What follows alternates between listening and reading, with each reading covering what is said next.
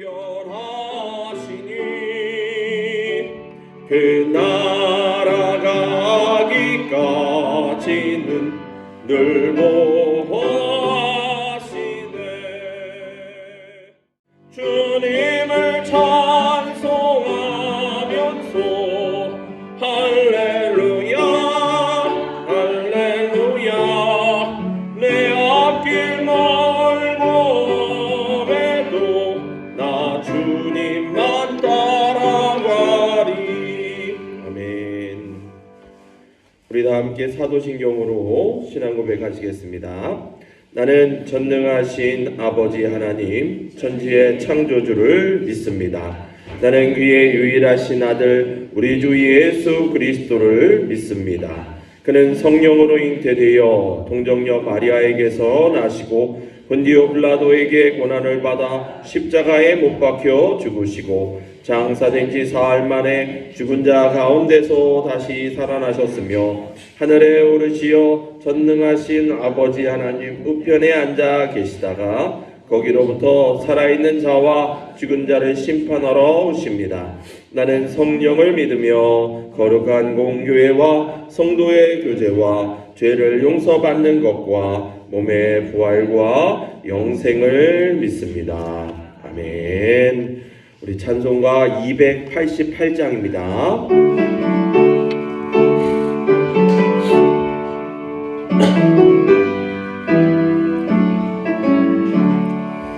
예수를 나의 구주 삼고 성령과 피로써 거듭나니 이 세상에서 내 영혼이 하늘의 영광 누리도다.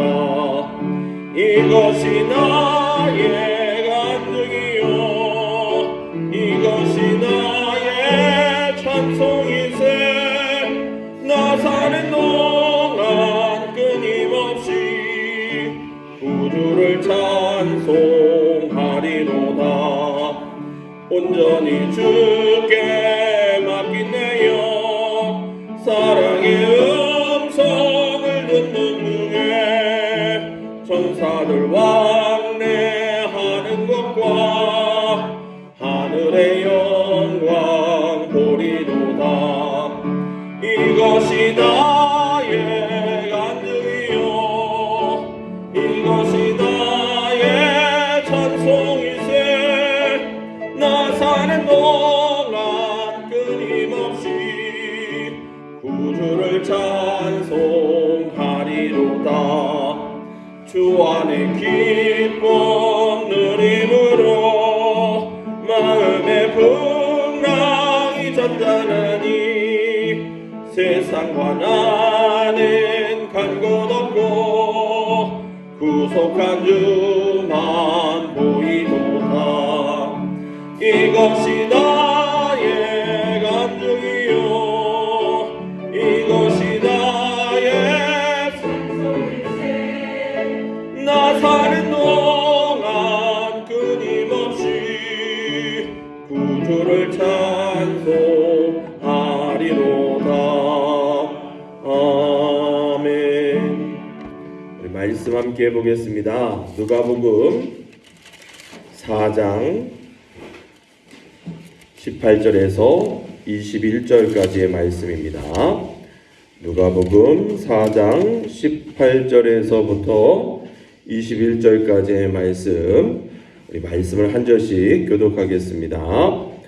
주의 성령이 내게 임하셨으니 이는 가난한 자에게 복음을 전하게 하시려고 내게 기름을 부으시고 나를 보내사 포로된 자에게 자유를 눈먼 자에게 다시 보게 함을 전파하며 눌린 자를 자유롭게 하고 책을 덮어 그 맡은 자에게 주시고 앉으시니 회당에 있는 자들이 다 주목하여 보더라.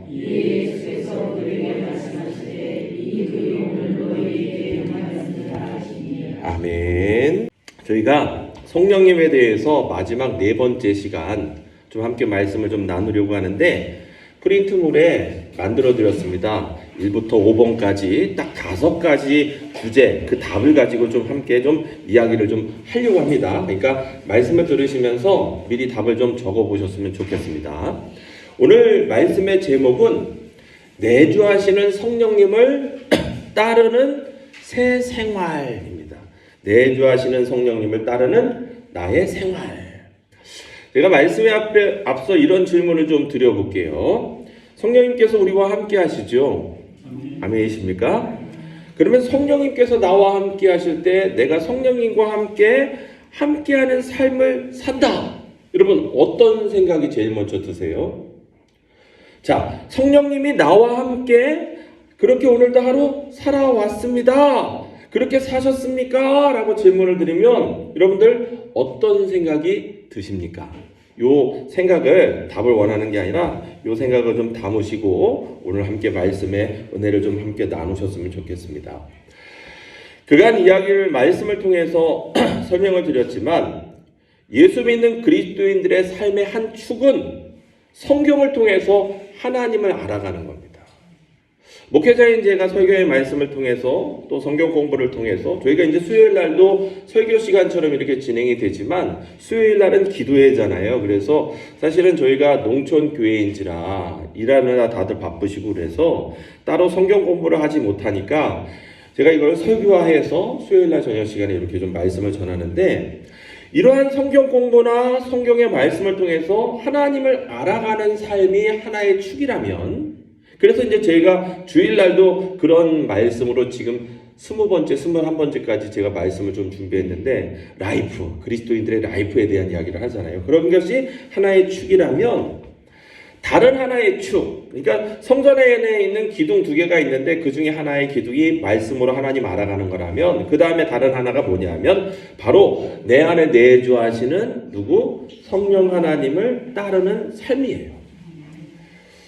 질문을 드렸지만 질문을 들으면서 뜨끔하시는 이유는 목회자인 저뿐만 아니라 우리가 성령님을 따라가는 그러한 삶을 100% 완벽하게 살지 못했다라고 우리가 스스로 생각하기 때문에 그렇습니다. 그렇기 때문에 우리가 어떻게 해야 되느냐? 그 삶을 연습하고 배워야 되는 거예요. 오늘은 그 연습과 배움에 대한 마지막 성령님에 대한 5가지 이야기를 좀 하고 마무리를 하려고 하는데 우선 첫 번째 내어드린 프린트문의 1번의 답이에요. 기도와 묵상 중에 중요한 게 뭐냐 하면 여러분 첫 번째 우리가 성령님을 연습하고 배워야 할 가장 첫 번째 원칙 하나 기도 중에 침묵과 묵상을 배워야 하는 거예요. 침묵과 묵상이 필요하다. 전에 기도에 대한 말씀을 드릴 때도 그런 이야기를 했잖아요. 우리의 기도가 어떻다고요? 내 말만 하고 문 콱 닫고 나가버리는 그런 형태의 기도가 많다. 우리가 그렇게 이야기를 했습니다. 여러분 이제 우리 초청교회는 우리 지방에서도 알아주는 교회잖아요. 이제는 그런 기도 하나님에게 무례한 그런 기도는 이제 그만해야 돼요.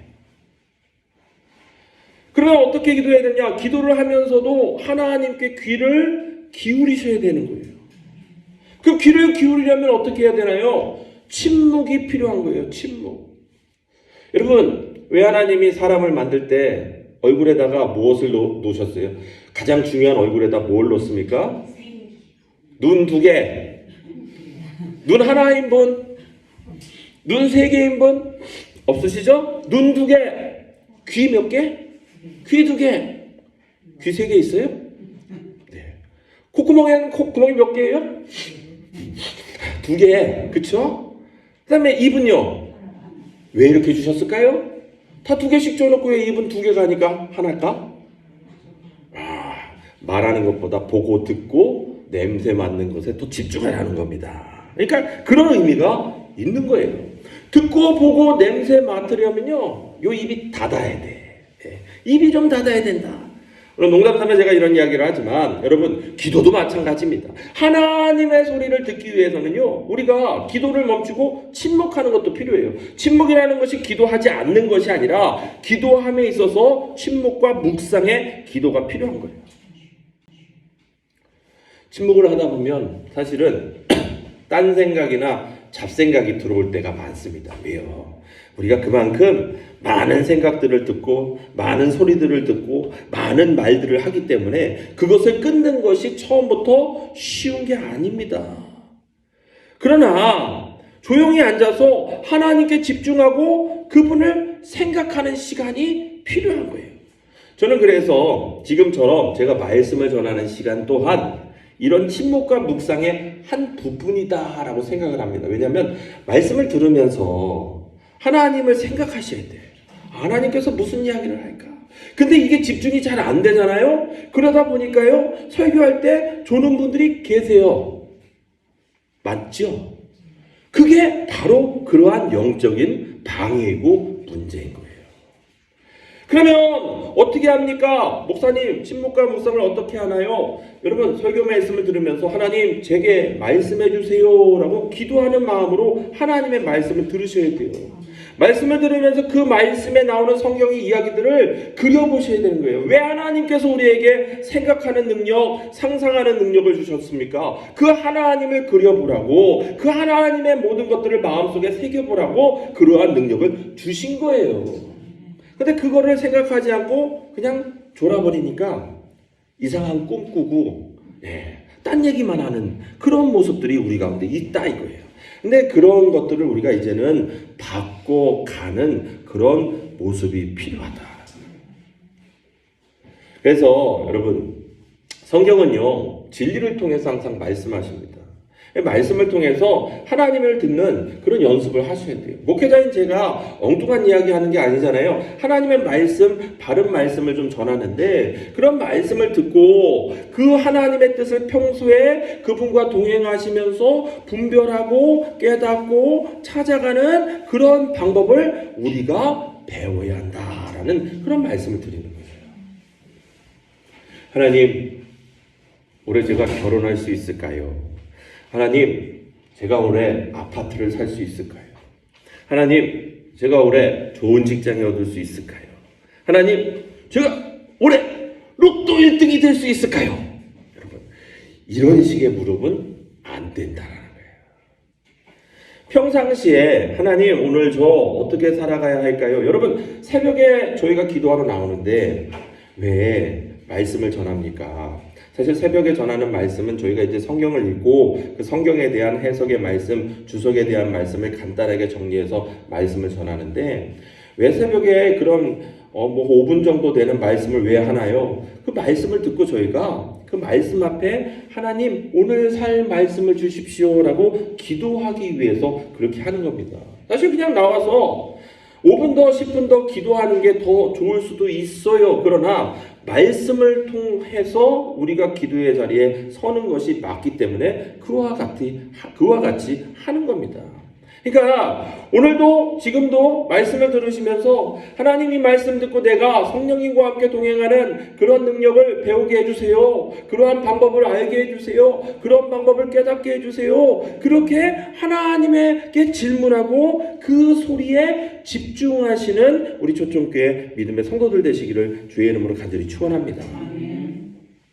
침묵 가운데서요 하나님을 바라보고 묵상하면요 침묵 가운데 말씀하시는 하나님을 만나게 됩니다.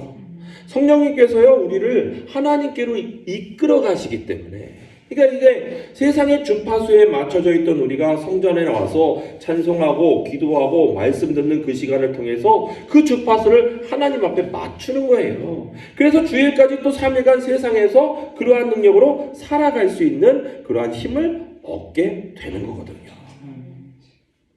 자, 기도 중에 여러분 침묵과 묵상을 한 번씩 훈련해 보시고 그러한 과정을 통해서 하나님의 음성에 좀 집중해 보시는 우리 믿음의 성도들 되시기를 주의 이름으로 간절히 축원합니다. 두 번째는요, 일상에서 성령님의 인도받는 연습이 필요합니다. 일상에서. 두 번째는 뭐냐? 두 번째는 일상에서 성령님의 인도받는 연습을 해야 하는데, 여러분 삶의 모든 순간순간마다 인도받는 훈련을 하셔야 돼요. 그러기 위해서는 우리가 어떻게 해야 되느냐? 성령님께 늘 민감하게 깨어있는 연습을 하셔야 돼요. 여러분 성령님이 우리 속에 계시죠? 그분에게 신경 쓰지 않고 있으면 사실 그분이 우리 안에 있더라도 그분에 대한 민감성을 또 그러한 관계 교제를 우리가 키워나갈 수가 없어요. 부부 사이에도 마찬가지입니다. 여러분, 결혼했다고 부부입니까?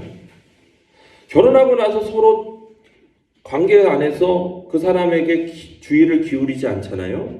그러면 그 사람이 무슨 생각하는지 모릅니다. 그냥 나이만 먹어가고 그냥 쇼윈도 부부처럼 보여주는 부부가 많아요. 그래서 가끔은 대화가 필요한 거예요.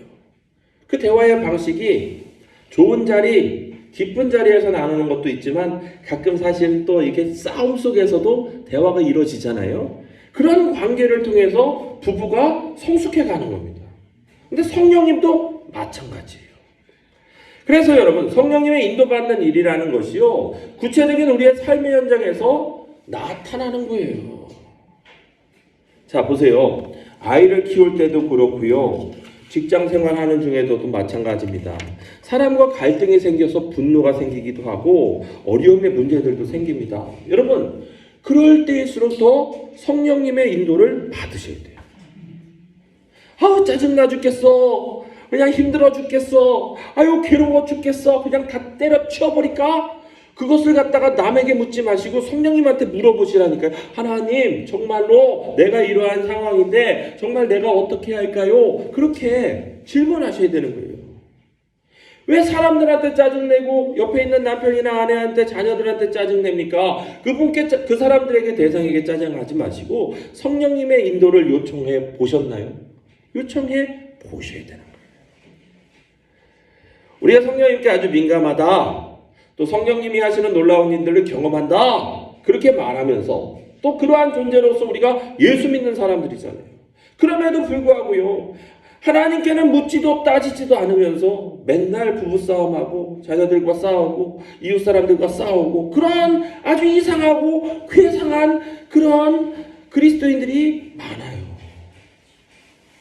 그러니까 여러분, 우리가 누가 틀렸는지 분명하잖아요. 그러니까 그러한 과정 속에서 우선 성령님께 인도받는 연습, 그러니까 성령님한테 먼저 묻는 우리 초청교회 성도님들이 되셔야 되는 거예요. 물론 이 부분에 대해서 좀 우리가 오해하지 말아야 될 게 뭐냐면, 성령님은 우리가 필요한 내비게이션이 아닙니다. 그러니까 어떤 목적지를 정해놓고 갈 때 성령님께서 내가 가는 길에 함정이 없지, 내가 가는 길에 금은보화가 있지, 그렇게 길을 인도하시고 길잡이 하시는 분의 성령님이 절대 아니에요. 성령님은요, 우리와 동행하는 하나님이십니다. 동행하는 하나님이시지만 우리로 하여금 길을 가다가 돈을 죽게 하고 길을 가다가 다치지 않게 하고 그런 것을 막고 그것을 더하는 부적과 같은 분은 절대 아니에요. 여러분, 우리가 성령님의 인도를 받는 생활이다라고 했을 때 그런 부분에서 오해하기 쉬운데, 여러분, 성령님은요, 그런 분이 절대 아니시다라는 거예요. 대신에 어떤 분이냐? 제가 전에도 그런 말씀을 드렸지만, 제가 부목사 시절에 아침에 나가서 조회를 마치고 책상에 앉아서 묵상 기도하며 말씀을 잠깐 봅니다. 오늘 신방을 가야 되는데 누구 집에 신방이 있는데 거기를 가는데 신방을 준비하면서 기도를 해요. 그러면 하나님께서요, 그 기도하는 중에 그 속에 마음속에 묘한 느낌을 주시는 거예요. 장기간 결석자나 또 기도의 대상자나 또 그러한 도움이 필요한 사람들을 생각나게 하십니다. 근데 그런 느낌이 들고선 신방을 나가잖아요. 그럼 하나님께서요, 10중 8구 그 사람을 거기서 만나게 하시는 거예요. 그 사람이 사는 지역이나 집은 저쪽 반대편인데 그 이른 시간에 거기서 만난다니까. 네. 이게 하나님께서 우리를 인도하시는 그러한 경우들의 대표적인 예라고 제가 말씀을 좀 드리고 싶어요. 그러니까 하나님 앞에 기도하면서 하나님께 인도함을 받는 그러한 과정 속에 갑자기 하나님께서 말씀하세요. 어디를 가라, 혹은 누군가에게 전화해라, 그런 마음이 생길 때가 있습니다. 그러면 그분께 가거나 전화를 하잖아요. 그러면 정말로 나의 전화가 또 나의 위로가 필요한 경우들을 경험하게 된다라는 거예요. 이런 것이 성령님의 그러한 인도함을 받는 구체적인 예 중에 하나다라고 생각하시면 됩니다. 특별히 한 가지 더, 여러분, 성령님께 인도받는 사람은요, 특별히 겸손해요. 겸손해. 자기가 경험한 것을 마구 드러내거나 보여주지 않습니다. 받은 은사를 자랑하지 않습니다. 그것을 감추고요, 그것으로 어떤 일을 했습니까? 우리가 앞서 말씀드렸잖아요. 교회의 일을 위해서, 하나님의 나라의 영광을 위해서 그것을 사용하는 거예요. 특별한 경우에는 나와서 자랑할 기회를 줘요. 목사님이 예배 때 간증하라고. 그렇게 간증을 통해서 은혜를 이야기하지. 성령님과 동행하는 사람들은요, 자랑하지 않습니다. 겸손한 거예요. 여러분, 이러한 경험의 지표를 나의 그러한 내 안에 계시는 성령님을 향한 경건의 지표로 삼으셔야 돼요. 제가 그 기준을 지금 말씀을 통해서 말씀을 드리는 거예요. 예, 여러분, 저희가 이제 지난 3주간 성령님에 대해서 배우고 오늘 4주째 성령님에 대해서 마무리를 좀 하려고 하는데, 정리하면 그렇습니다. 성령님의 인도받는 것을 우리가 연습하셔야 된다. 이게 믿음 생활에, 신앙 생활에 아주 중요해요. 왜요? 주님이 우리와 함께 하시기 때문에. 우리와 함께 계시기 때문에. 성경을 통해서 그것을 깨달았어요. 그렇게 함께 계신다는 것을 알고 깨달았으면 이제 실생활에서 그것을 체험하셔야 되는 거예요. 체험하지 못했다. 노력하지 않는다. 그럼 도대체 그런 분들은 누구를 믿는지 제가 되묻고 싶은 거예요. 성령님께서 내 안에 계시니 내가 생활하는 그곳에 누가 계세요? 성령님이 계시는 겁니다. 여러분, 우리 마을 사람들과 함께하는 시간, 우리 또 농사 짓는 시간, 일터에서도 마찬가지, 직장에서도 마찬가지, 가정에서도 마찬가지, 여러 사람과 함께 있을 때도 마찬가지고 혼자 있을 때도 마찬가지입니다. 항상 우리 안에 누가 계셔요? 하나님이 계시는 거예요. 성령 하나님이. 그러니까 순간순간 성령 하나님께 인도받는 법을 우리가 배워 가셔야 된다라는 거예요. 하나님이 이렇게 질문하는 과정 속에서 그것을 배우게 되면요, 하나님이 얼마나 나를 사랑하시는지를 알게 돼요. 그러면 나 자신을 사랑하는 법을 배우고요, 또 그런 그리스도인들이요, 이 땅에 믿지 않은 영혼들을 사랑하게 되는 거예요. 왼수 같은 남편도 사랑하고, 그냥 뻘떼기 같은 자식들도 사랑하고, 그냥 옆집, 이웃집, 남집, 뒷집, 그냥 모든 사람들이요 다 사랑스러운 존재로 보이니 결국은 그들을 위해서 복음을 전하는 그런 능력이 자연스럽게 우리 가운데서 나오게 된다. 자, 세 번째는요. 여러분, 성령님께서 하시는 중요한 일이 있어요. 그게 뭐냐? 세 번째, 바로 우리가 예수님 닮아가도록 하는 거예요. 우리 옆에 계신 분들을 한번 쓱 살짝 보시겠습니다. 어떻게 보니까 예수님 닮아 보이세요? 닮아 보이십니다. 광채가 번쩍번쩍 나는 게 아니라 정말 예수님 같아 보여요. 그런 믿음의 눈을 가지셔야 돼. 우리가 말씀 안에서 신앙생활하면서 우리가 누구를 닮아가는 거예요? 예수 닮아가는 거예요. 그래서 우리를 가리켜 뭐라고 불러요? 그리스도인이라고 부른다고 제가 주보에다도 20주째 계속 써놨잖아요. 안디옥 교회에서 예수님 닮아가는 사람들 바라보면서 야, 그리스도인이라. 처음에는 예수쟁이 그런 느낌이었는데 이제는 예수님 닮은 사람들 그렇게 됐다고 말씀을 드렸어요. 예수 닮아가는 것을 돕는 것이 바로 성령님이에요. 성령님은요, 우리가 온전해지도록 도우세요. 온전해진다. 이게 뭡니까? 육체적, 정신적, 지적, 사회적, 영적 모든 것들 고르게 성장하도록 하나님의 형상이 우리 속에서 회복되도록 성령께서 만드신다. 믿으십니까? 부족한 부분이 있으면 선포하셔야 돼. 여러분, 육체적으로 질병이 있어요? 성령님께서 건강한 몸 만들어 가시는 거예요. 정서적으로 불안하십니까? 그 또한 건강해지는 것 성령님께서 만들어 가시는 거예요. 지적으로도 성령님께서 만들어 가시는 거예요. 사회적으로도 성령님께서 만들어 가시는 거예요. 영적으로도 성령님께서 만들어 가시는 거예요. 우리 국회의원들이 좀 제 말씀을 들어야 되는데 정체적으로도 성령님께서 만들어 가시는 거예요. 성령님께서, 하나님께서 그렇게 하시는 거예요. 왜요? 하나님의 형상은 우리 안에서 고루 성장하고 건강할 수 있도록 우리를 회복시키는 능력이기 때문에 그런 모습 되어질 때 하나님이 기뻐하시는 거예요. 건강한 몸, 정서적으로 건강한 거, 사람과의 관계 속에 건강하고 세상과 자신의 역할 잘 감당하고 이러한 것들 하나님 기뻐하세요. 정말 하나님이 원하시는 원래의 모습으로 성장하고 회복되어지고 변화되고 발전되어져서 예수 닮아가는 거 하나님이 기뻐하신다니까요. 성령님의 인도받는 사람은요 매력 덩어리다. 오늘 보니까 성령님의 이끄심 받아서 저녁 예배 오셨는데 뜯고 고치고 화장 안 해도 예쁘십니다. 옆에 분들 보시고 축복해 주세요. 예쁘십니다. 립스틱을 입에다 발라야 되는데 옆에 이렇게 발라도 어찌 그리 예쁘십니까? 머리에 그냥 그루프 놓고 그냥 뽕을 안 놓고 다 풀이 죽어도 어찌 그리 예쁘십니까? 그냥 새로워 보이십니다. 예. 성령님의 인도 받은 사람들은 바로 이렇다라는 거예요. 성령님께서는요, 그 사람에게서 발견할 수 있는 개성, 그 매력을 보게 하신다니까. 성령님께서 그러한 능력들을 보여주시는 거예요. 그게 하나님이 우리 가운데 원래 계획하셨던 거예요. 자꾸만 흠만 보고 비교만 하고 그냥 트집만 잡는 게 아니라 그 사람의 매력이 보이는 거예요.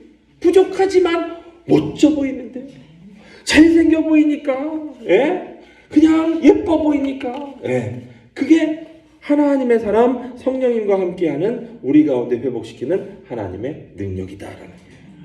그래서 지난 시간에 그런 말씀 드렸잖아요. 자기 사랑. 이 자기 사랑의 궁극적인 목적은 성령님께서 우리를 원하셨던 원래의 모습으로 만들어 가는 것이다.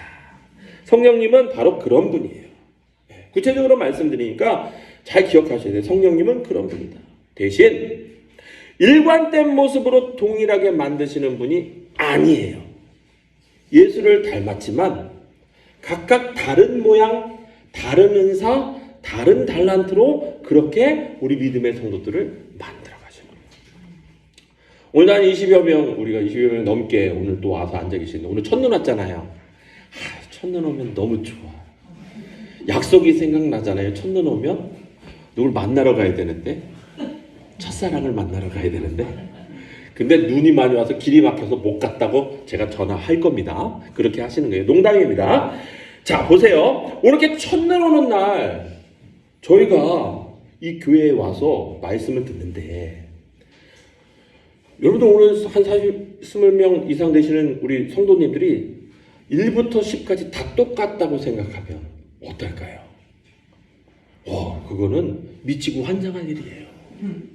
다 다르니까, 다 개성이 있으니까, 다 특이한 그러한 보이는 매력이 있으니까 앞에서 말씀을 전할 수 있는 힘도 생기는 거고, 그렇죠? 여러분들 예배를 드릴 수 있는 능력도 생기는 거고, 그렇지 않습니까? 제가 주일날 설교하듯이 새벽 예배 설교하듯이 수요일날도 똑같이 하나님께서 여러분들을 사랑하십니다. 막 이렇게 그냥 일관된 톤으로 설교를 하면 벌써 다 주무시겠죠. 네. 그런데 여러분 우리에게 매력을 주셨으니까 특이한 모습들을 주셨으니까 하나님께서 그렇게 우리를 만들어 가시는 거예요. 그래서 여러분 새로운 습관을 만드셔야 되고 그러한 새로운 습관을 통해서 우리의 인격을 바꿔가시고 그 인격이 바뀌면 인생이 바뀐다. 바로 그러한 모든 것들에 간섭하시는 분이 바로 성령 하나님이시다라는 거예요. 새로운 습관을 가집시다. 그러면 뭘 해야 될까요? 성경 말씀 통해서 하나님께서 하신 일들을 자꾸만 알아가는 습관을 키우셔야 돼요. 기도할 때도 마찬가지인데 옛날처럼 내 말만 하고 끝나는 게 아니라 앞서 말씀드렸듯이 침묵하고 묵상하며 기다리는 기도, 또 하나님을 바라보고 생각하는 그런 기도를 가지셔야 돼요. 일상에서도 마찬가지입니다. 성령님 어떻게 하면 예수님을 더 닮아갈 수 있을까요? 제 마음을 좀 붙잡아 주세요. 그렇게 기도하셔야 되는 거예요. 오늘 진짜 그러한 마음으로 기도했는데 갑자기 전화도 안 하는 친구가 전화를 했어요. 야, 오늘 전년도 왔는데 한잔 할까? 그럼 어떻게 해야 돼요? 아, 나 오늘 교회 가야 돼. 그래서 여기 오신 분들은 하나님께 복 받은 거예요. 근데 어떤 분은 그래? 그럼 내가 교회 다니는데 내가 술은 못 먹지만 내가 갈게. 여러분, 이때부터 틀리기 시작한 거예요. 술자리에 가서 술 안 먹는 사람 누가 있습니까? 앉아서 버틸 수 있는 사람이 몇 명이나 있겠어요? 그냥 음식이 나오고 그냥 한 숟가락 두 숟가락 먹다 보니 술 한잔 받아. 아니야, 안 받아도 돼. 받아. 그러면 딱 한 잔만? 그 한 잔이 두 잔 되고 두 잔이 세 잔 되고 세 잔이 네 잔 돼갖고 어떻게 돼요? 우리는 예배 끝나고 할렐루야 하나님 감사합니다 이렇게 돌아가는데 그냥 딱 골목에서 만나는 이렇게 만나잖아요. 그렇지 않습니까? 그러니까 성령님께 나의 삶을 변화시켜 주시고 내가 예수님 닮아가게 붙잡아 주세요 라고 기도했으면 여러분 그 기도한 대로 단호한 결단을 통해서 주님의 자리에 서시는 저와 여러분 되셔야 되는 거예요. 그럴 때 성령님께서 도와주시는 것이 술자리에 가 있을 테니까 술 안 먹게 도와주세요. 성령님도 어쩔 수가 없다고 그러시네요. 인격적이신 분이라. 그러니까 여러분 성령께서 우리 내면에서부터 시작해서 우리 삶의 곳곳 하나님 믿고 따르는 자녀의 모습 드러나도록 도와주십시오. 하나님의 영상이 회복되도록 도와주십시오. 그렇게 기도하면서 나아갈 때 그것을 도우시는 분이 곧 성령 하나님이시다. 자, 네 번째는요. 네 번째 성령을 따라 살 때 성령은요. 우리가 성령의 즉 교회에 속한 존재임을 보여주시는 거예요. 자, 성령님에 대한 이야기를 할 때 빼놓을 수 없는 부분이 바로 이 교회와 관련된 부분입니다. 자, 에베소서 2장 22절의 말씀에 보면 제가 오늘 딱 말씀을 한 절 놓는데 그게 무슨 말씀이냐? 제가 말씀을 읽어드릴게요. 너희도 성령 안에서 하나님이 거하실 처소가 되기 위하여 그리스도 예수 안에서 함께 지어져 가느니라. 개역성경으로 그렇게 제가 그대로 읽어드렸습니다. 자, 말씀 보세요. 성령 안에서 하나님이 거할 처소가 되기 위해 함께 지어져 가는 존재가 누구라고요? 우리입니다. 여러분들이에요. 처음 시간에도 말씀을 드렸지만 우리는 그리스도 안에 새로운 공동체에 속하게 되었는데 이런 공동체로 우리를 묶으신 분이 누굽니까? 성령님이세요. 우리로 하여금 하나님의 영이 거하시는 성령의 전이신 그 교회, 예수 그리스도의 몸된 교회로 하나로 저희들을 뭉치게 묶어주셨고 그 교회를 사랑하게 만드셨어요. 더 이상 나 혼자 홀로 신앙생활하는 것이 아니라 그리스도의 몸된 성령의 전이신 교회 속에서 더불어 우리 믿음의 성도들과 함께 각각의 지체의 역할을 감당하며 그것과 함께 더불어 살아가는 법을 가르치시는 분이 누구다? 바로 성령 하나님이시다. 초천요한교회 사랑하시죠? 교회를 사랑하셔야 돼요. 이런 공동체, 이런 교회의 삶을 누리지 않고 여러분 우리가 그냥 개인주의로 그냥 내가 하나님 혼자 잘 믿고 잘 살 거야. 여러분 그렇게 생각하시면 안 돼요. 왜냐하면 성령 하나님이 주시는 공동의 유익을 우리가 누리지 못하게 되거든요.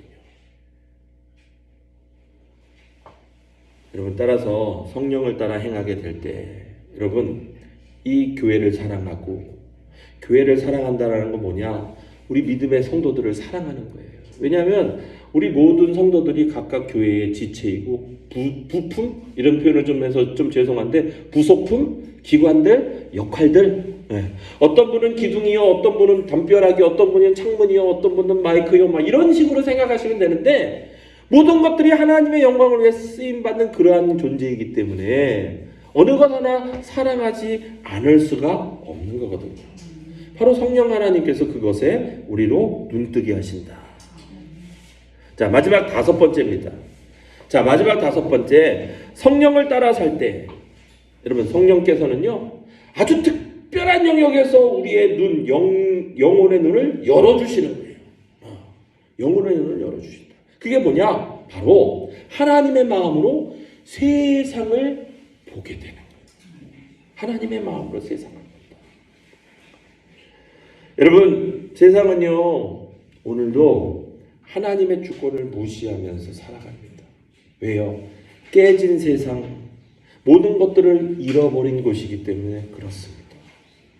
근데 그런 세상 속에서 오늘 내가 살았어요. 나는 살면서 하나님 주신 복의 은혜로 하나님과 함께 동행하면서 그렇게 살았잖아요. 그렇게 살다 보니 어떻게 해요? 세상과 우리의 다른 모습이 보여지는 거예요. 선명하게 깨닫게 되는 거예요. 지금까지는요, 나 자신만 생각하면 살았는데 이제 하나님의 세상, 하나님의 사랑을 깨닫게 되니까요. 그 하나님의 사랑이 우리 이웃들, 우리 주변에 그렇게 하나님의 사랑이 계속되고 있음이 눈에 들어오는 거예요. 오늘도 눈이 오고 그렇게 추운데 면사무소 뒷마당에서 열심히 김장을 버무려 그 김장을 포장해서 어렵게 사시는 분들한테 배달했잖아요. 그런 마음처럼 여러분, 예수 믿는 사람 우리 역시 마찬가지인데 성령님께서 우리 안에서 그 모든 것들을 회복시키게 되면 이제 우리가 세상을 보는 눈이 이처럼 바뀌게 되는 거예요. 사실 예수님께서 오늘 본문의 말씀에서 무엇을 이야기하시냐면 자신에게 성령이 임하셨을 때 어떤 일이 이루어지는지를 말씀하신 거예요. 오늘 누가복음 4장 18절에서 21절의 말씀을 저희가 함께 교독했는데 이 말씀은 이사야서 61장 1절 2절의 말씀을 예수님께서 인용하신 말씀이에요. 이 땅에 예수님이 오셔서 성령께서 임하시면 바로 이러한 일들이 나타난다. 그러니까 예수님을 통해서 우리 믿음의 성도들 안에 이러한 일들이 나타나는 거예요. 자, 그럼 뭐라고 말씀하셨습니까? 제가 세번역 성경으로, 쉬운 성경으로 말씀을 좀 읽어드릴게요. 주님의 영이 내게 내리셨다. 주께서 내게 기름을 부으셔서 가난한 사람에게 기쁜 소식을 전하게 하셨다. 주님께서 나를 보내셔서 포로된 사람들에게 해방을 선포하고 눈먼 사람에게는 눈뜸을 선포하고 억눌린 사람들은 풀어주고 주님의 은혜의 해를 선포하게 하셨다. 예수님께서 그들에게 말씀하셨다. 이 성경 말씀이 너희가 듣는 가운데서 오늘 이루어졌다. 아멘이십니까? 자, 이사야 선지자가 성령님이 메시아인 예수님께 임하셨을 때 어떤 일이 일어날지를 이사야서 61장 1, 2절에서 이미 말씀했습니다. 가난한 자, 포로된 자, 눈먼 자, 억눌린 자, 이 모든 이들을 향하신 하나님의 뜻이 이루어진다. 그렇게 이야기하시는 거예요. 구약의 약속을 회복하셨던 예수 그리스도께 이러한 일들이 일어남을 예수님께서도 말씀하셨어요. 그러니까 주님께서 말씀하셨던 바로 이 일이 오늘날에도요. 주님의 몸된 교회에서 함께하는 우리 믿음의 성도들, 성령님과 함께 하시는 저와 여러분들에게도 동일하게 나타나는 역사인 거예요. 언제 이루어진다고요? 오늘 이루어지는 거예요. 지금 이루어지는 거예요. 이 시간 이루어지고 있다. 여러분, 성령님께서 우리 가운데 계실 때 바로 이러한 능력의 역사가 우리 가운데 나타나는 거예요. 하나님이 왜 저희에게 오셔서 예수 믿게 하셨을까? 이것은 단순히 나 한 사람만 구원받게 만드시기 위한 목적이 아니에요. 나를 통해서 아직 하나님께 돌아오지 못한 깨지고 상처받은 나의 가족들, 나의 남편, 나의 아내, 나의 부모님, 나의 자녀들, 나의 이웃들이 회복되기를 하나님이 원하셔요. 물론 우리가 개인적으로 기도하고 묵상하면서 성령님께 민감해지고 또 일상생활에서 성령님과 동행하는 삶을 살아가면서 더 깊은 말씀 배우고 더 깊은 사랑을 누리고 성장을 해야겠지만 성령님을 따라 살아가는 이런 새로운 생활을 통해서 우리가 바라봐야 할 목적이 뭐냐면 우리의 시야가 넓어지고 또 그 시야가 깊어지는 여러분 그런 놀라운 경험을 우리가 하셔야 되는 거예요. 성령 하나님께서 내 안에 계시잖아요. 인격적으로 나와 함께 동행하십니다. 근데요, 하나님은 나의 마음을 아세요. 근데 우리는요, 그 하나님의 마음을 잘 모르잖아요. 이러한 과정을 통해서 하나님의 마음을 우리가 알아가셔야 돼요. 그런 하나님의 마음을 품잖아요. 그러면 깨진 세상에서 내가 어떤 사명, 어떤 역할을 감당해야 될지 그것이 성령님을 통해서 우리가 깨닫게 되고 인도함 받는 그 길로 나아갈 수가 있거든요. 십자가 군병되어서 주의 일 하다가, 우리 이 찬양 좋아하시는 분들 많잖아요. 왜 그럴까? 제가 고민을 해봤어요. 우리 동네에 옆에 논산훈련소가 있어서 그런가? 여러분, 저기 훈련소에 우리 아이들 입소하는 거 보셨죠? 길 막히고 참 아이들 많이 들어갑니다. 머리 빡빡 깎고 군복 입고 막 이렇게 들어가는데, 막 다니는데 보면 참 이 추운 날 힘들 것 같아요. 안타깝기도 합니다. 근데 여러분, 훈련소에 들어간 저 아이들 막 들어갈 때는 사복을 입고 들어가니까, 머리 깎고 들어가면 걔네들 보고 뭐라 그래요? 군인이라고 안 합니다. 아유, 저 아이들 들어가는구나. 근데 지나다 보니까 훈련 받는다고 막 절 맞춰서 이러고 다녀요. 예, 다녀요. 그런 애들 보면 어떻게 해요? 군인이구나. 그렇게 이야기합니다. 정말 군인이죠. 근데요, 진짜 군인일까요? 뉴스를 보셔서 아시겠지만 러시아와 우크라이나 전쟁 가운데 우리 북한에서 북한 군인들이 파견됐잖아요. 네. 영상 뉴스를 보니까 너무 불쌍해. 체구도 쪼마쪼마해갖고 못 먹어서 비리비리하고, 전쟁 나가서 얼마나 잘 싸울까. 말도 안 통하지. 또 전쟁이라는 게 요즘은 신식 기계로 막 싸우다 보니까 뉴스를 보니까 드론을 조종하는 법을 배운다네, 한다네, 막 이런 뉴스들을 들었어요. 근데 엊그저께 들으니까 폭탄이 떨어졌는데, 폭탄이 떨어지면서 북한군 애들이 500명이 죽었다느니 막 그런 얘기를 듣는 거예요. 싸워보지도 못하고 죽은 거예요. 여러분, 전쟁터에 나갔다고 해서 모든 사람이 다 군인입니까? 아니에요. 전쟁에 능한 그런 군인도 있지만 능하지 못한 군인들도 있는 거예요. 마치 훈련소에 우리 막 들어간 우리 젊은 아이들, 그들이 보이기에는 군인이지만 사실 전쟁이 나면 어떻게 될까요? 총알 막 터지고 폭탄 터지면 참호 밖에 못 나와요. 그러면서 이러고 있지. 근데 진짜 군인은 뭐예요? 그냥 특전사, 그냥 얼굴을 이렇게 칠하고 그냥 특전사 얘기하면 또 삐질 분들이 계신데 안 계실 것 같아. 해병대, 해병대. 그렇지 않습니까? 그런 사람들이 진짜 군인이라고 서로 싸우잖아요. 근데 여러분, 십자가 군병도 마찬가지라니까요. 예수 믿는다고 다 군인입니까? 하나님의 군병 되나요? 십자가 군병 되어서 노래만 부르면 군병이 됩니까? 아니라니까요. 정작에 성령의 질, 영적인 일들이 터지면요, 여러분, 교회마다 믿음의 성도들 안에 영적인 문제가 터지면 다 소망하고 이러고 있을 사람들이 많잖아요. 근데 우리 초청교회는 아니라니까요.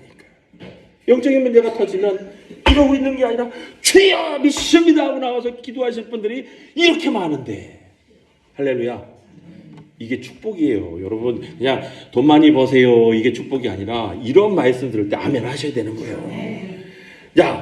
성령님을 따라 성장하며 우리가 그리스도의 장성한 분량이 되기까지, 그러니까 예수님과 같은 모습, 예수님의 그러한 영적인 모습까지 다다를 수 있다고 성경은 분명하게 오늘 이야기하고 있어요. 언제요? 오늘 성령님께서 우리 가운데 임하시니까 오늘 그러한 것들이 이루어졌다라고 예수님은 말씀하셨거든요.